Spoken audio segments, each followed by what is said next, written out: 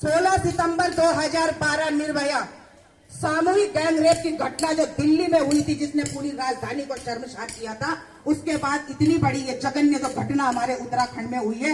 एक बहुत बड़ा प्रश्न चिन्ह उत्तराखंड पे भी है, उत्तराखंडियों पे भी है, उत्तराखंड की मातृशक्ति पे भी है, उत्तराखंड के शासन और प्रशासन पे भी है।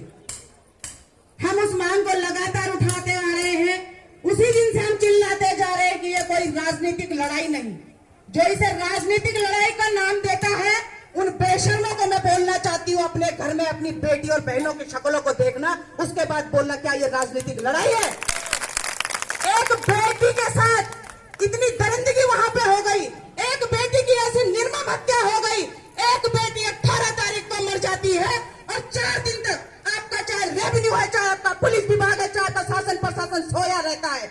जनता आवाज उठाती है तो आपकी रेवेन्यू हरकत में आती है, जनता आवाज उठाती है तो केस पुलिस को ट्रांसफर किया जाता है, जनता अगर आवाज उठाती है तो आपकी एसआईटी गठित होती है। आप समझ रहे हो? आपको ये छोटा सा मामला लगता है? निर्भया कांड में जो 4 आरोपी थे, 2 कौड़ी के टट्टे पुंजे थे, 7 साल उसकी मां को उसे न्याय दिलाने में लगा, जब पूरी आवाम ने लड़ाई लड़ी उसके साथ। दिल्ली की सड़कों पे प्रत्येक जाति, प्रत्येक धर्म, प्रत्येक राज्य, महिला पुरुष युवा, जितने भी इनके संगठन है, मैं तो आज खुल के बोलना चाहती हूँ, भाजपा के जितने संगठन है, सारे लोग सड़कों में उतरे थे। और इस बात को भी मैं स्वीकार करती हूँ कि सत्ता में कांग्रेस बैठी थी, न्याय उन्हीं से मांगा जाता है जो सत्ता में बैठे रहते हैं। सबने आवाज उठाई और 7 साल की लड़ाई लड़ने के बाद 20 फरवरी 2020 को उसकी मां को न्याय मिला, उन्हें फांसी की सजा हुई। यहाँ पे आप देखिए दरंगा किस पोजीशन का है। किंचित भी भय नहीं है बात मुझे बोलने से कि आज उत्तराखंड की सारी भाजपा सरकार विनोद आर्य के आगे नतमस्तक हो चुकी है, पूरा प्रशासन उनके आगे नतमस्तक हो चुका है।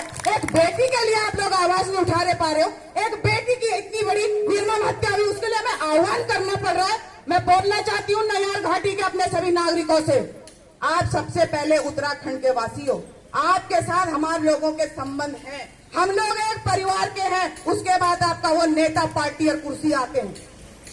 इस तरह से तमाशबीन मत बनिए, एक दिन तुम्हारा तमाशा बन जाएगा और कोई पूछने वाला तुम्हें नहीं रहेगा। हम लोगों ने यहाँ पे, लोग कहते हैं बाहर वाले लोगों को हम इसलिए बोल रहे, वो हमें समर्थन दे। हमने आपको यहाँ पे पनाह दी, आप हमसे कमा रहे हो, हमारे लोगों से कमा रहे हो, और हम ही से पनप किया, हम ही को आंखें दिखाते हो, हम ऐसी आंखों को भी नोच लेंगे। हमें इस तरह की दादागिरी अपने उत्तराखंड में नहीं चाहिए। मैं बोलना चाहती हूँ अपनी मातृशक्ति को, और मैं नमन करना चाहती हूँ आप लोगों को। पहल 4 लोग ही करते हैं, मैं हमेशा कहती हूँ 100 लोगों की फर्जी भीड़ से कोई फर्क नहीं पड़ता। 4 लोग रहे पर वो रहे जो अंतिम क्षण तक लड़ते रहे। यहाँ पे बहुत बड़ी बड़ी आंदोलनकारी मेरी दीदियां हैं, हम उनसे बहुत प्रेरणा लेते हैं, और उन्होंने वो इतिहास इस उत्तराखंड में रचा है कि शायद उनके मुकाबले में आगे इस तरह के आंदोलन नहीं होंगे। उत्तराखंड की अगर ये जो पृथक राज्य की लड़ाई थी, अगर आज की डेट में होती, हम लोगों को कभी उत्तराखंड नहीं मिलता, क्योंकि आज हम तमाशबीन हैं, हमें दूर से तमाशा देखना है। और मैं जो दूर दूर खड़े अपने भाई और मातृशक्ति को भी बोलना चाहती हूँ, अगर आपको उस बेटी की न्याय की लड़ाई में साथ देना तो यहाँ पे आइए, वरना दरवाजा बंद कर अपने घरों के अंदर चले जाइए। इस तरह का तमाशबीनों से, इस तरह का तमाशबीन और इस तरह का तमाशा बनने वाले लोगों का सामाजिक बहिष्कार होना चाहिए। शर्म नहीं आती आपको?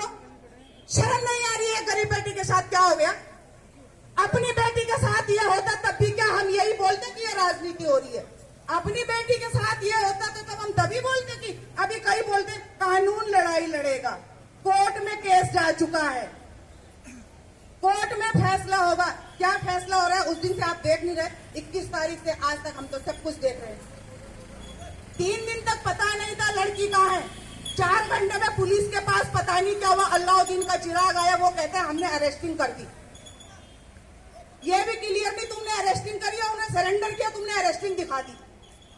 आप लोगों की जो भी कार्रवाई चल रही है, सरकार की जो भी कार्रवाई चल रही है, सारे संदेह के घेरे में है। जनता का भरोसा नहीं है। अगर वो चाहते हैं कि जनता भरोसा क्यों नहीं कर रही, उसका इतना बड़ा कारण यही कि इतने दिन हो गए, आप मुझे बताओ तो सही, जांच कहाँ गई? 3 शब्द आज तक जितने भी नेता उनके मुंह से निकले कि ये बहुत बड़ी घटना है, हमें इसका बड़ा खेद है, हम दोषियों को सजा देंगे। 18 तारीख कहीं से आज तक एक नेता खड़ा कर दो उत्तराखंड का जिसने चौथा शब्द बोला, क्योंकि उसके पास चौथा शब्द है ही नहीं। ये तो सारी दुनिया बोल रही है, तो पूरी जनता बोल रही है। दिल्ली में हमारी कितनी मात्र शक्ति है, उसके लिए प्रोटेस्ट कर रही है। सारे लोग बोल रहे हैं उन्हें सजा मिलनी चाहिए। कब मिलनी चाहिए? कब मिलनी चाहिए? तो ये बड़े शर्म का विषय है, ये देवभूमि की गरिमा का विषय है।